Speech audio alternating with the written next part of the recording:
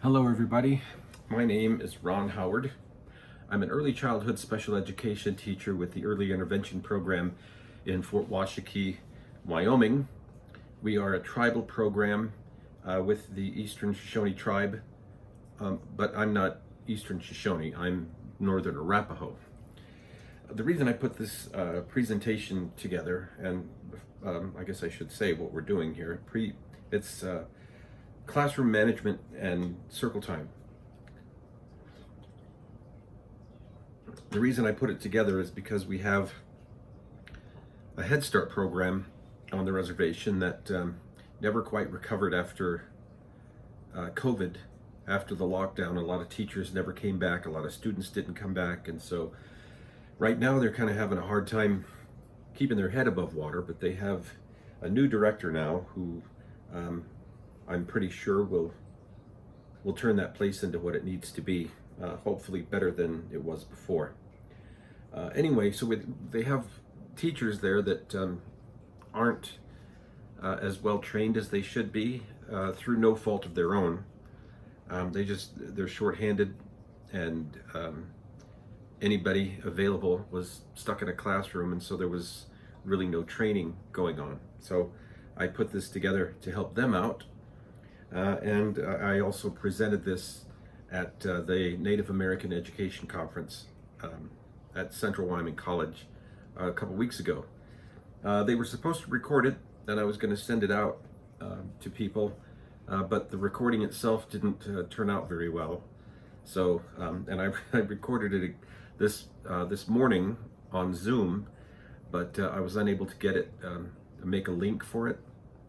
I was going to just load it up to YouTube. That didn't work out either, so I'm doing it again.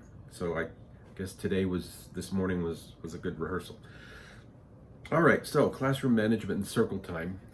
Let's see, credentials. I guess I should let you know I'm not just some random dude.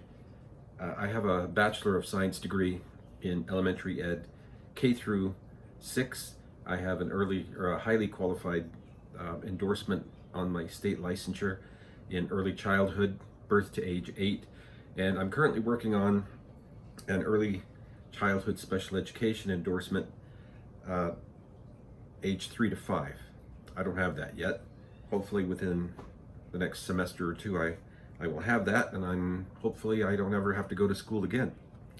So I will send these slides out with this link when I upload it on YouTube. So let's go ahead and get started. So classroom management, what is it? I'm just going to read the definition here and we'll talk about it for a second. Classroom management is a teacher's method for creating and maintaining a learning environment that supports student achievement and successful instruction. It involves a variety of skills and techniques to prevent and respond to disruptive behavior, set clear expectations, and choose learning materials and activities. The goal is to maximize appropriate conduct and minimize behavior so that lessons can run smoothly and students can focus on their schoolwork. So in other words, you're creating an environment that allows you, the teacher, to do everything that you need to do to be successful, and an environment that allows the students to do what they need to do to be successful. It sounds easy, but it's actually a little complicated. It took me a while to get what I call good at classroom management. I tend to, I guess my personality is one that sort of lends itself to classroom management. I use a lot of humor in my classroom. I use a lot of sort of, I won't say verbal praise, but verbal encouragement. Praise is a bit of a strong word to use, I think. But yeah, I'm very personal with my students. I take a big personal interest in how they are, how they're feeling, what they're doing, their family life.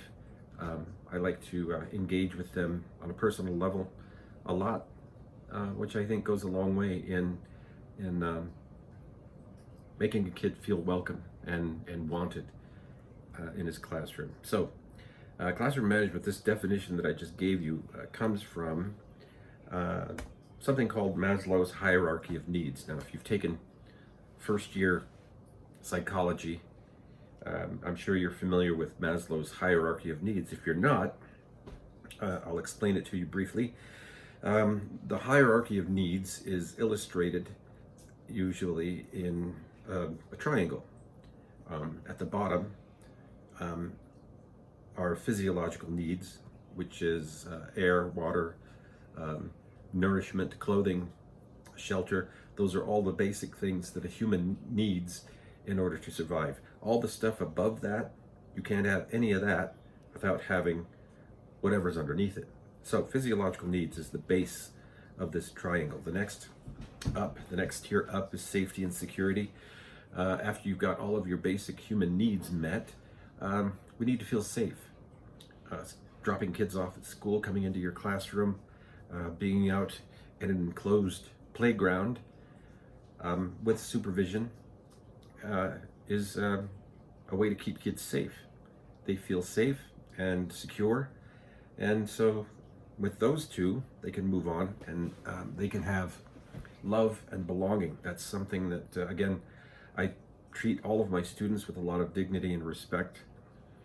Even the ones that are sometimes, it's hard to do because, let's face it, we don't like everybody that we encounter, but, there are kids that are a little more challenging than others, but you have to treat them with as much dignity and respect as you do the kids that you like. They need to feel loved. They need to feel like they belong, like they're a part of your classroom, like they're a part of a group. And whatever you can do to make them feel that way is very important. My daughter's looking at me. So yeah, as you can see, I'm at home. Don't look at my messy kitchen. You can come on in, sweetie. This is going out to other teachers, and I'm sure they have kids too. So where was I? Love and belonging. Yeah, make your kids feel loved, and make them feel like they belong. The next is self-esteem. Self-esteem is very important. A kid that is confident is a happy kid. We do that in a number of ways. Allowing them to take risks, challenging them to certain things, congratulating them on their successes, and helping them when they aren't successful. The top tier is self-actualization, which is creativity, acceptance, having purpose, feeling needed, knowing their potential. Let's see, what else? Yeah, creativity. All the things that make you feel good about yourself. So, physiological needs: safety and security, love and belonging, self-esteem, and self-actualization are the tiers from top to bottom in Maslow's hierarchy of needs. Now, those are all things that we as teachers provide for our students in our classroom and on the playground. Moving on, behaviors that we have in school. There are countless causes of behavior. I think one of the more basic causes of behavior is kids are bored. They don't know what to do unless we give them something meaningful to do. And if they're bored, if they don't know what to do, they're going to find things to do on their own. I know that there are other causes of behavior, things that we have no control over, things that happen at home, trauma. There's spousal abuse, child abuse, alcohol, drug abuse, neglect, all kinds of things that can cause kids to act out in various ways. And so I guess what's happening is one of those tiers on the pyramid isn't being met or addressed as well as it should. So now this brings up a topic that I've discussed with others before. I have a lot of teachers that ask me for advice on certain things, like I have a child in my classroom that bites for no apparent reason. how do I handle that? Well, it's a lot more complicated than that. Unless we know what's causing the behavior, we can't really address it. You could have a kid in this classroom who bites for no apparent reason, and a kid in this classroom that bites for no apparent reason. One could be because of its sensory, because it feels good to bite on, another is a kid is in physical pain. We don't know. So unless we know the cause, then we can begin to fix the problem. This is a time when you bring in the whole team. You as a teacher should not feel all alone in your classroom, because you're not. There's PT, OT, speech, language, there's a case manager, there's the parents, doctors, nurses, other professionals that are in that realm that, when you're meeting with those people, you can address what the problem is and figure out a possible cause and a fix for that. So you're not alone. Moving on. Classroom, I'm sorry, but my eyes are irritated today because there's a lot of smoke in the air from fires around. One of the most important things that you can do to manage your classroom is have a routine that you do not deviate from. So how do you do that? Well, you get with your co-teacher or your or assistant. I'm just going to say co-worker when referring to that because, different terms. Get with your co-worker, figure out what your routine is going to be. And you might have to make a few adjustments here and there, but try to make as few as possible. Make that routine as much written in stone as you can, which isn't all that difficult really. So another thing I want to address when it comes to routine is it depends on how kids get to school, how you want to work your morning routine. In the program where I work, all the kids arrive at the same time, and so it's easy to start them off in the same activity, and they can all do that. I'll move on and transition to the next activity altogether. But if you're in a school where kids trickle in, the Head Starts, I think they start accepting kids at 8 o'clock, and the cutoff point is 9:30. So for a whole hour and a half, these kids don't really have a lot of structure in which is an eternity for a preschool classroom. If you look at 90 minutes without any structure is tough. But if that's the case, I would recommend that you have something structured. Handwriting is probably a good activity to do first thing in the morning. Even like 3-year-olds you're not teaching them letters or writing per se, but they can scribble. It's a good time to teach them how to hold a pencil or a pen or a crayon or a marker correctly. Start working on that first thing when your kids are young. Let them scribble as they get better and learn control. You can start moving on to like coloring pages, move on to horizontal lines, vertical lines, diagonal lines, things like that. But I mean, that's however your curriculum tells you to do that. But yeah, you should, for that, if you have that situation where kids are trickling in, have as many low impact structured activities. There's a lot of engagement that can go on during that time. You can read to your kids, you can color with your kids, you can play games, you can do music and movement. I wouldn't just turn on like YouTube and just let them go. I would conduct again a structured dance, a structured movement, whatever it is. But yeah, keep them occupied, keep them busy in a meaningful way. So an example of a daily routine would be, again, my kids all arrived at the same time. So it would be arrival, putting your stuff away, going to the bathroom, toileting and washing your hands, having breakfast.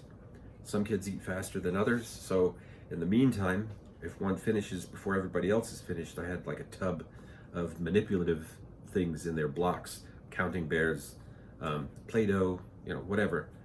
And they would, have that while everybody finished. And then once everybody was finished, we would put it all away. And then we would do circle time. So we have a transition into circle time. And usually I had a song, a cleanup song that I played. Now, this is, not everybody has this option. I know I worked at a school a couple of years ago where they had TVs and YouTube and internet on their TVs, and they would play like a cleanup song on YouTube, but it was a video, and so all the kids wanted to watch the video instead of clean up. I had a Bluetooth speaker, and I would get YouTube on my phone, and I would play the cleanup song. They didn't see the video, but they heard the music, and that became sort of I made that sort of a contest, a race. If the kids saw me pull my phone out, they knew that it was almost time to clean up. And I also gave like a 10, a 5, and a 2-minute warning for cleanup, so they knew the transition was coming. If they saw me pulling my phone out, they knew it was about to happen, and so they would like just get ready. As soon as they heard the song, they would start working as quickly as they could to clean up. And I kind of made a race, a contest. The first ones on the carpet, I would congratulate them and challenge the kids tomorrow. Let's see if you guys can beat these guys over here who won today. And then I might have an occasional prize for them, like an eraser or a sticker or something. Anyway, so arrival, put things away, toilet, wash your hands, breakfast, personal tubs, circle time. After circle time, we went to recess, and our playground was a long ways away from our classroom. My classroom was in like the maintenance wing of the school, and we had to walk across a huge parking lot and around the back of the building, which that trip was probably one of the more useful times in my day because we had a long way to walk. We had these lines in the parking lot where all the cracks were, and then they sealed them up with black tar. So we would walk those lines, and I used that time very effectively. I taught the kids how to count. I walked backwards, and every left step I would count. 1, 2, 3. We would go to 10 and then start over. Once they mastered 10, I moved on to 20, and again, it was like we could easily count to 100 on our walk between my classroom and the playground. So we did a lot of other things too during that walk to recess. And then after recess, we came back. A lot of times we had a big open field, about the size of a football field, and we would race from one end to the other into the classroom, and then we would have lunch.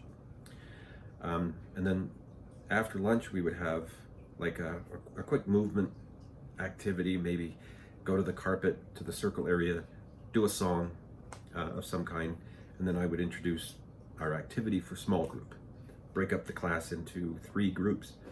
And then from there, I would let them go to their areas, dramatic play, block area, art, music, whatever, all the other areas that we had. After that, we'd play a cleanup song again. Then we would have large group. And then we would have snack and go home. So that was a pretty simple but active routine that we had. And I didn't have these written in as far as like times, because some days we would finish with breakfast early. Some days circle time might go a little bit long, or some days it was shorter. But the kids always knew what was coming next because we also had a visual schedule from the time we got there and each individual activity. And we would go over that during circle time. And it helped out a lot for kids that didn't want to be there, that wanted to go home. We always have kids like that.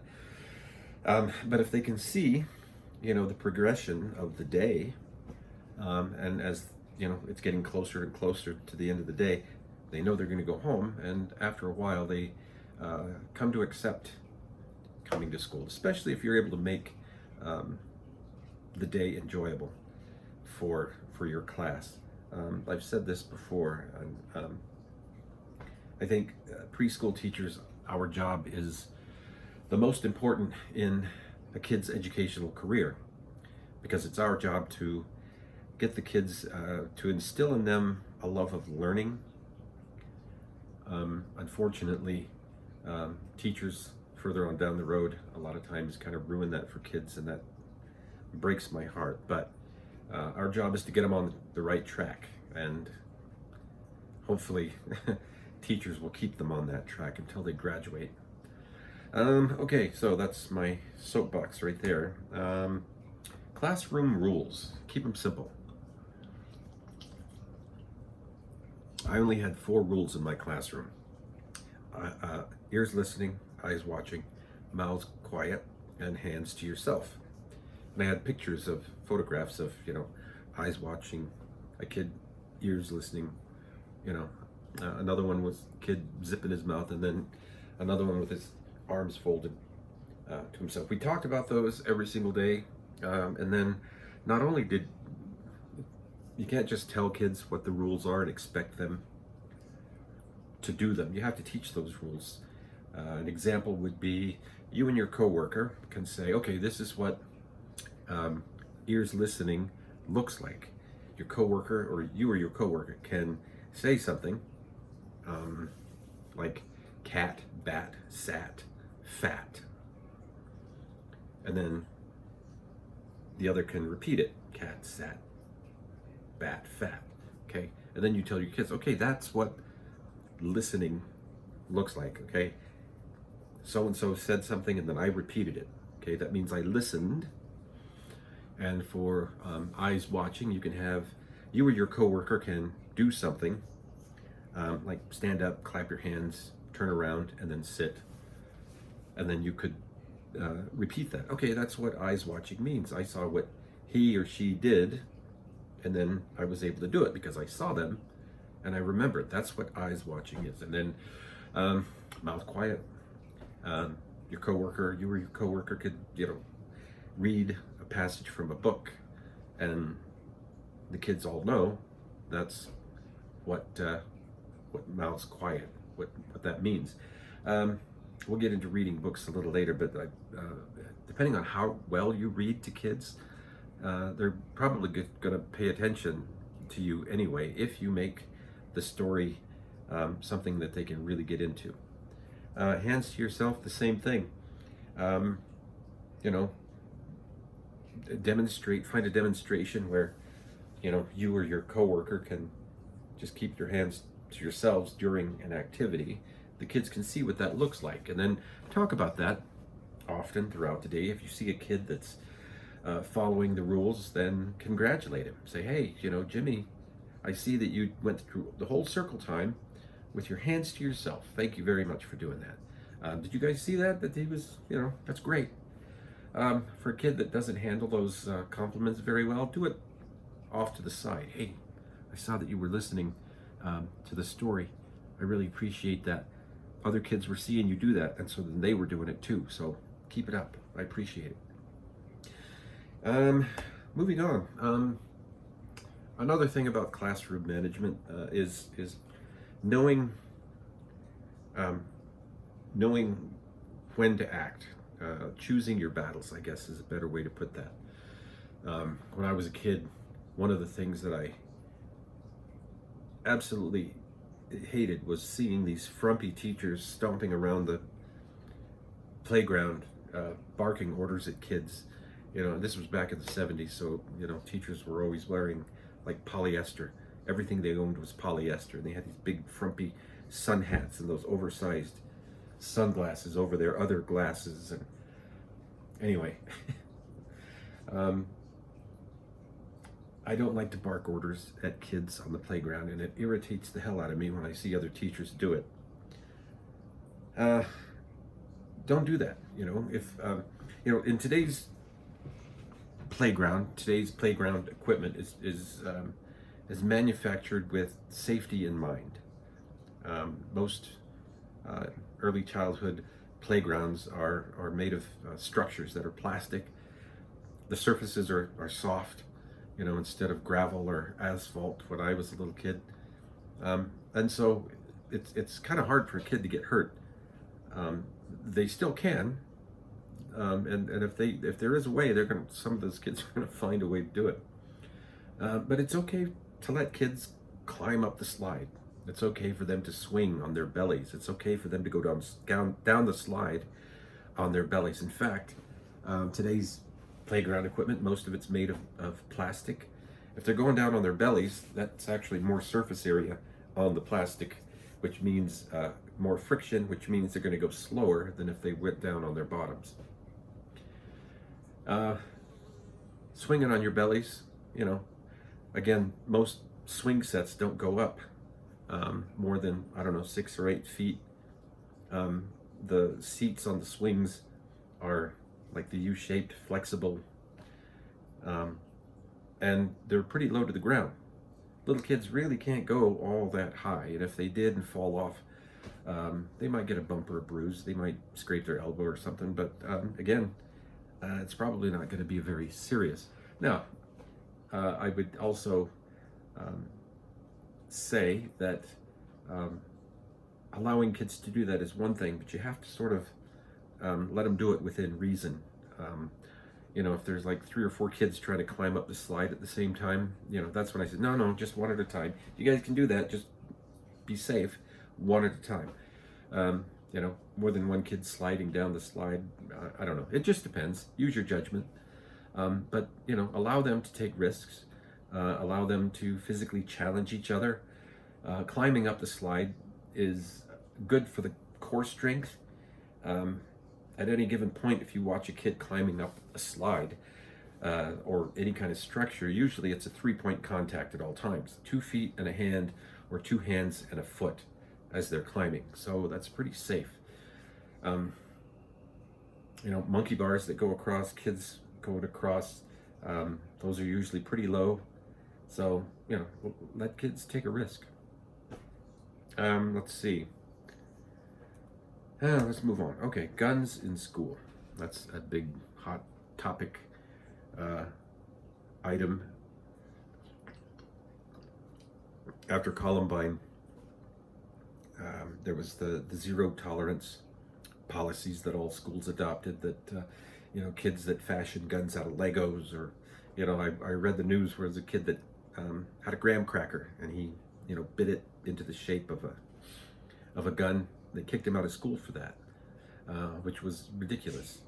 Kids, boys mainly, they develop an interest in guns. My son, who's 11, he loves guns. But we talk about safety, allowing kids to play with guns in your classroom. You're not going to stop them from doing it. They're going to find a way. But and usually kids will grow out of that. Establish a few minor ground rules. If you're going to play guns, then don't point it at other people, right? I had a kid in my class a couple of years ago. He was absolutely obsessed with hunting, and that's something that happens a lot around here in Wyoming. It's a rural state, and most people go hunting, most people go fishing, and a lot of our preschool kids go along with their parents, and they help out. They help field dress a deer or an elk or a moose or whatever. It's not uncommon. But I had a little kid that was obsessed with guns, and he was even the toy guns that he played, he was very safe with. His dad had taught him gun safety and everything, and so if he saw other kids playing and he thought it was wrong, he would, hey, you can't point that at other people, So anyway, guns in school, it's okay to let them explore that to a certain degree. If they're coming in, they're saying they're going to shoot people, no, but a healthy exploration of guns and things like that, and you can talk about it too in your class. There's no reason why you couldn't show a film of some kind, a gun safety something. I'm sure they're out there, but it's not something that should be no guns in school. because you're going to give yourself a lot of gray hair if you worry about that and expect kids to follow that, because you're always going to find some who don't and won't. So, moving on, allowing kids to explore. Part of classroom management is having a classroom that allows kids to explore. I try not to have, well, I've never had any off-limits areas in my classroom except for my workspace, my desk, such as it was. But have as many things out as you can to allow kids to explore and to play. Again, make as few rules as possible. And then the playground should also be a place where they can explore safely. And you as the teacher can engage in that exploration with your kids, help them find things, talk about those things that they find. There's an endless number of teaching interactions that you can have with kids throughout the day, which is another crucial part of classroom management. The more time you spend and engage with your kids, the more wanted and loved they're going to feel. All this stuff sort of helps behaviors take care of themselves. Moving on. So again, have a lot of materials out in each area. Dramatic play, a lot of clothes. We have like a kitchen area with a stove, little refrigerator, a sink. What's really cool is we can have those items that are semi-functional. Like we had a little sink that we put a bucket underneath, and you could build up pressure and turn on the water. And we also had food, actual real food that we put out, and allowed kids to make a little snack. They could invite one of their friends to the table, serve a snack, and they would sit and eat and engage. And we taught them to clean up their mess, put it all away, and then move on to something else. It was really cool. Those kids will meet your expectations if you put them out there. Let's see. Add provocations. What is a provocation? It's engaging visuals, photos and books. Put them out in your area. I also put books out in each of my areas, blocks and trucks. I put like books on construction, books on like heavy equipment. In dramatic play, I put out like cookbooks, children's cookbooks. I put photos of, like meatloaf and all this other stuff that was, edible stuff, and but I tried to make it look homey as well. Conceptual themes like things like whatever season it is. Have pictures of, spring or fall or winter, whatever it is. Have a lot of that stuff out for them to look at and talk about it. Let's see, scientific things, specimens. If you could have a little microscope or something in your science area, those are always cool. Books on science, books on anatomy, whatever is age appropriate. Let's see, children's interests. I also have for kids that don't separate well from their parents. A lot of times I would have pictures of their families, maybe a family pet, the child and his parents. Have those in various places around the room. Put those around your visual schedule also. And if you're going through the visual schedule throughout the day, you can also point to those and say, okay, Jimmy, when we get done with snack, we're going to go home, and then you can hang out. You can be with mom and dad. They're going to be home, or they're going to come and pick you up after snack. So kids know that that's coming. Let's see. Oh, also, thought-provoking questions. I had a hard time sort of coming up with, off the top of my head, with open-ended questions to ask my kids. As I was planning for the upcoming week, a lot of times I would sit down and think of questions, type them up and print them, and then post them in various areas around the room. I also, we speak Arapaho in my class, and so to remind me to speak Arapaho, I would type up Arapaho phrases and put them up and use those as reminders to use the language. In the mornings when kids come to school, or throughout the day, I guess, anytime that you feel that you could do this, I would put open-ended questions on the tables, especially during like small group times and large group times. It's good to have those reminders, because a lot of times I'm moving through the material and I forget that, you know, there are opportunities for me to stop and discuss that a little bit further, ask questions, you know, listen to what the kids have to say, things like that. So why are we doing all this stuff? We're doing it to get them ready for kindergarten. You know, between the age of 3 and 5, they're in preschool or they're in Head Start. Everything that we do needs to have a purpose, and according to your curriculum, you know, it's going to make everything that you're doing is age appropriate, and it moves on to the next step of development. And by the time they're 5, they're going to be ready for kindergarten. So from day one, when they get to school, start teaching them all the age-appropriate things that they need to learn. 3-year-olds, teach them how to hold a pencil or a crayon or a marker. Let them scribble. You know, every gross motor and fine motor activity you do helps them develop to the next level of development. And by the time they get to 5, they will have developed to the point that they can go on to kindergarten.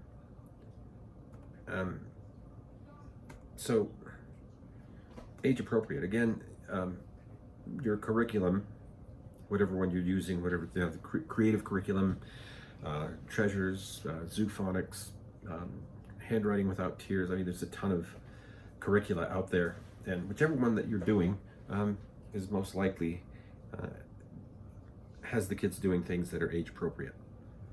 So you don't have to worry about that. If you don't have a curriculum, what you can do is Google, I think, what do they call it? Curriculum map is what they call it, I think. And it'll tell you the kinds of activities that you should be doing with certain kids. What age, you know, kids at a certain age. That's what I meant to say. So I'm going to send this, there's another document that I have. It's called Present Levels of Academic Achievement and Functional Performance. And what it is, it's a document that just says, like, 3 years old. At 3 years old, a child should be able to do this and this and this and this. From 3 to 4 years old, a child should be able to do this and this and this. At 4 years old, a 4-year-old should be able to do this, and then it goes on to 4 to 5, and then 5-year-olds. And so it's a very useful thing to have, because it gives you something to compare to individual students. If you're getting ready, if you have a kid's IEP coming up, you know, the case manager or whoever's doing the IEP is going to ask you what is the child's interests, what is he good at, you know, what does he like to do, all of those things. I think that if a teacher has those present levels with them, they can compare that to what the kid's actually doing, and they you can probably come up with a more accurate description of what their interests are, the things that they like to do, and the things that they're good at. So things that you would also want to work on with that child also. So the bare minimum of kindergarten readiness, you can ask any given kindergarten teacher what they expect, and they'll probably tell you all, you know, the same things. But I talked to several when I'm putting this together, and they all told me, you know, a lot of the same things, but then there were others that they added that others didn't. So I'll go down this list really quick. Identifying all the letters of the alphabet and knowing their phonemes. You know, what sound does A make? What sound does B make? You know, the phonemes. How to hold a pencil or a crayon or a marker correctly. Again, start on day one with that. Writing their name first and last name in upper and lowercase letters. Um, Again, the phonemes, phonemic awareness, sight words. As you're teaching kids how to read, you begin with like CVC words, consonant, vowel, consonant words, and rhyming, which is very important. As they begin to recognize those, you're going to need. I put up a list of sight words, and we went over those throughout the year. Sometimes at circle time, sometimes we had like a whole group activity to recognize those words. Words like said and do, short 3 to 4 letter words that don't follow the typical rules that you've been teaching your kids. Again, CVC words and rhyming words, very important. Their full name and their birthday, and address and telephone number if you can. I think that's, for safety reasons, I think that's important. A lot of times my kids weren't able to do that, but they worked on it in kindergarten. But if you can get them before they go to kindergarten, that's even better. Reciting the days of the week and the months of the year. Now I don't know how important that is personally. Days of the week, that's fine. But months of the year, there's some research that says that kids between the age of 3 and 5, they don't know, they don't understand the concept of a month or a year, or even like 2 weeks ago, or they can remember past events. They can remember that like they once fell down and scraped their knee, but they wouldn't be able to tell you, oh, that was like 3 weeks ago. They don't understand that. They understand things that are coming up. Christmas is coming, but they can't say, oh, okay, Christmas is in like August, September, October, November, these 4 months. They don't know. It's not until they're like 6 or 7 that they start to understand those large gaps of time. So yeah, I wouldn't worry about that. Months of the year, yeah, you can work on it and talk about it, but personally, I'm not too concerned about that. Let's see, classifying objects according to their size, shape, and quantity. There's other concepts that go along with that as well. Colors, positional, spatial relationships also. Above, below, beside, behind, in front, those types of things. Counting to 10, the bare minimum. But again, I was usually able to get my kids to count up to 100. Not always, and not always all the kids, but they could at least count to a substantial number. But again, at that time I had a long ways to walk, and I had that big huge block of time to work with them on that. So if you can do that, great. Let's see, listening attentively without interrupting and raising your hand to speak. That's something you can work on in circle time. If you, I talk about a question of the week that I usually do that at circle time. We do that for the purpose of name recognition and discussing colors. Like beginning of the year, I might have a question like, are you wearing red today? And I've got it on my easel or on the board. I've got like a tray with their names printed and laminated and Velcroed, and I hold it up and I'll say, okay, Jimmy, come up here, let's find your name. And then, so help him find it. After a while, he's going to know what it is and he's going to recognize it. And then we talk about the question. Okay, the question is, are you wearing red today? Take a look and see if you're wearing red. If he is, he puts his name under where it says yes. If it's no, then he puts it under where it says no. If he doesn't recognize red, then we can show him an example. Okay, this is red. Here's an apple. This is red.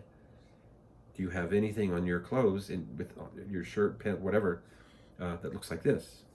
That's how you teach. That's one way to teach colors. But it's, you're doing several different things with that simple activity. Where else? Okay, moving on. Okay, following multi-step instructions. I would say 2 to 3 step instructions is sufficient. You do that by just asking kids, okay, I want you to stand up, clap your hands, and then sit down. Um, Go get this, bring it to me, and then, whatever. 2 or 3 step instructions. Do that frequently, and after a while, they'll get to where they can do it without thinking twice about it. It's a good listening skill. While I'm thinking about that, there's a book. It's called Listen Here, ListenHear, Listen Here. It's a book that's really good in teaching kids how to listen. We tell kids to listen, but a lot of times they don't know how. But there's other books and things out there that you can do to teach kids to listen. Using scissors, glue, paint, and other art materials with relative ease. Give them a lot of time to create. Give them as many opportunities as you can to do all that stuff. Scissors, glue, paint, all that stuff should be out, and allow kids to use it. Scissors, very useful skill, and they should have daily opportunities to do those things. Manage their bathroom needs. Let them go to the bathroom on their own. I know that at 3 and 4, we're still wearing pull-ups. We're still toileting kids. Some kids are even wearing diapers still. And kids, they develop faster than others. Some kids develop faster than others. So, I've had kids as old as 5 still wearing pull-ups. Potty training is something that you should definitely do with the parents. Let's see, getting dressed, cleaning up after yourself, separating from parents easily, and knowing how to interact with book.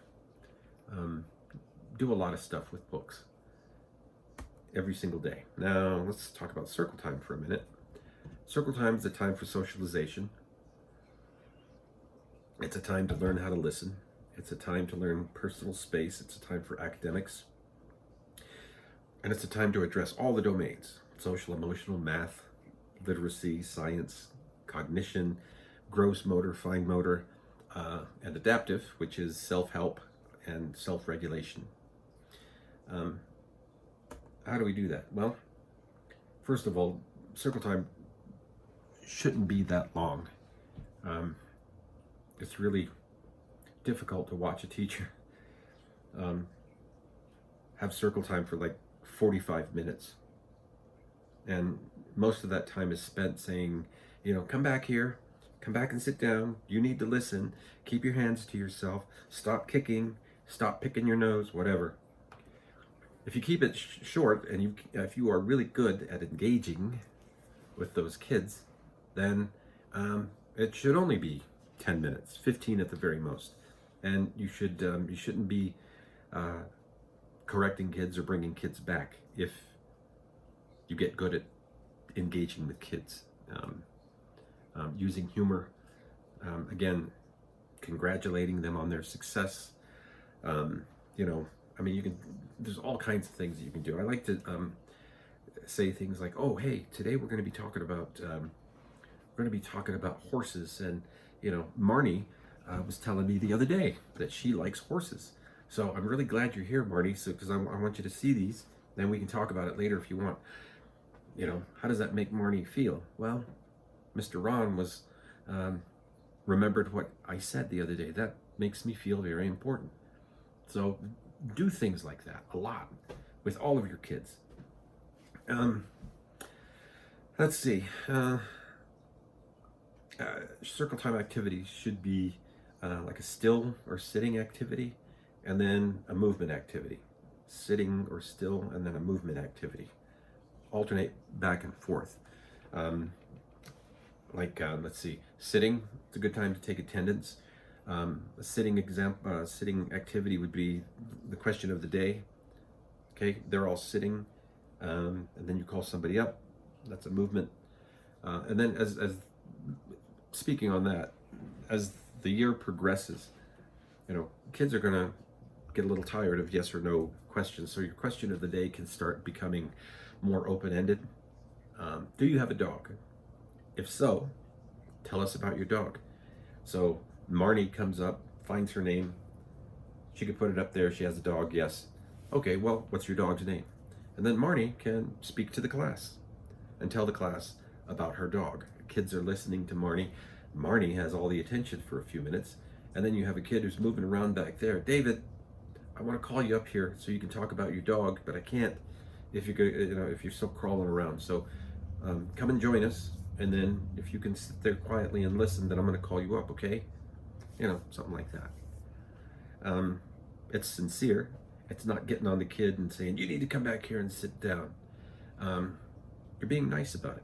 You're requesting. And, if he does that, something good's going to happen.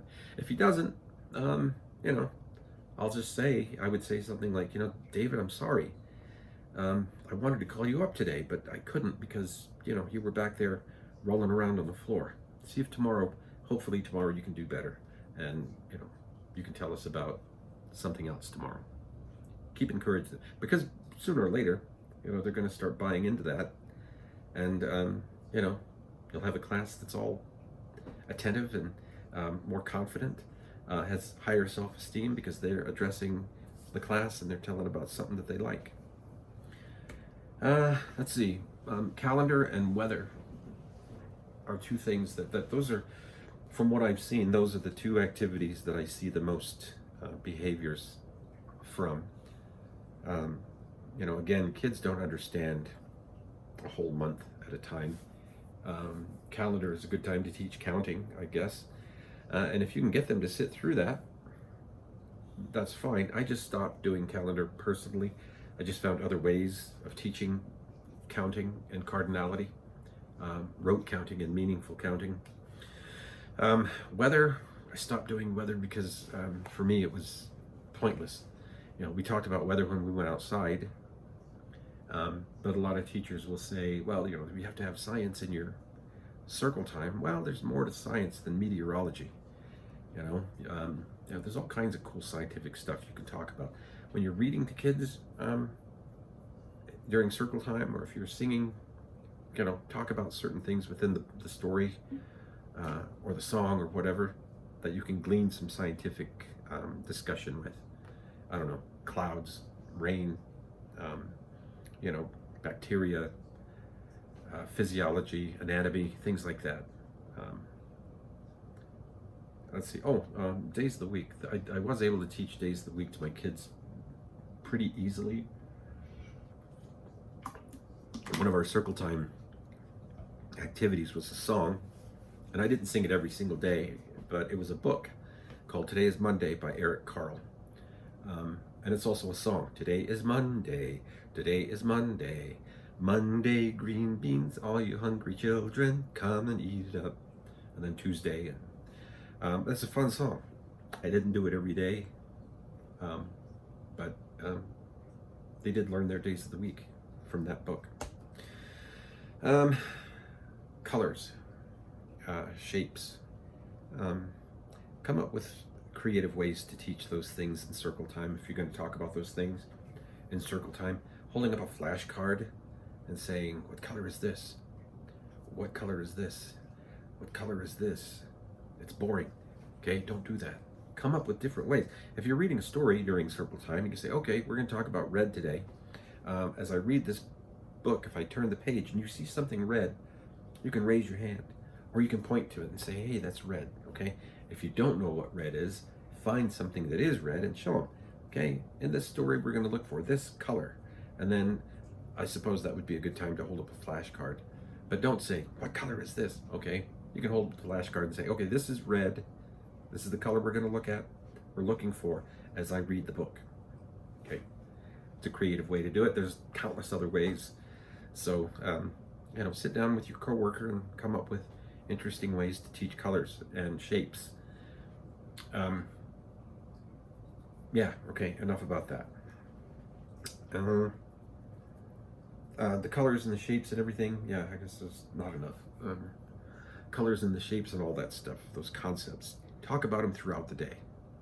Have, again, reminders around your room to talk about those things. Have those shapes and colors posted everywhere. When you come across that word or the shape or whatever, oh, hey, look, over there, there's a rectangle. The door is shaped like a rectangle.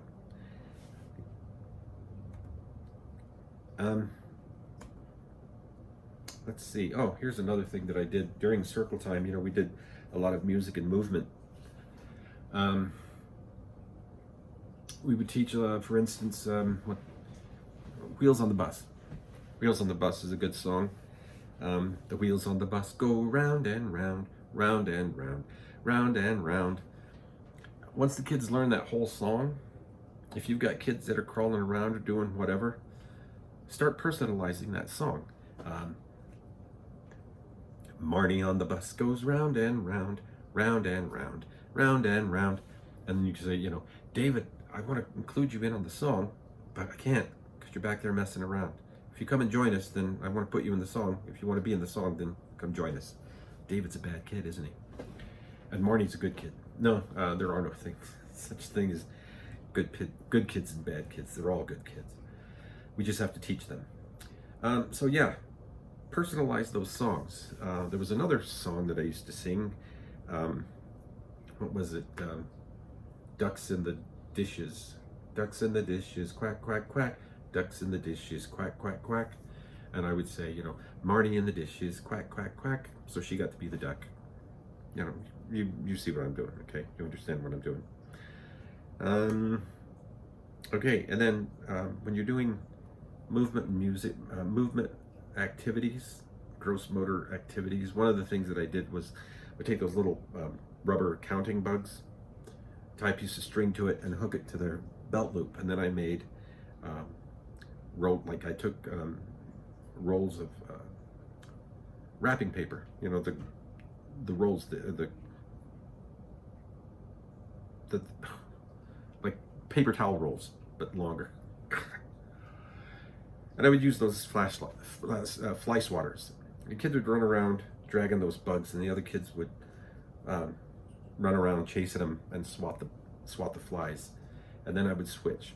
The best time to quit an activity like that is when they're way up here, at the height of their fun. You know, they're fun. They're laughing and they're giggling and they're having fun. And then it might start to come down a little bit, and then you stop right there.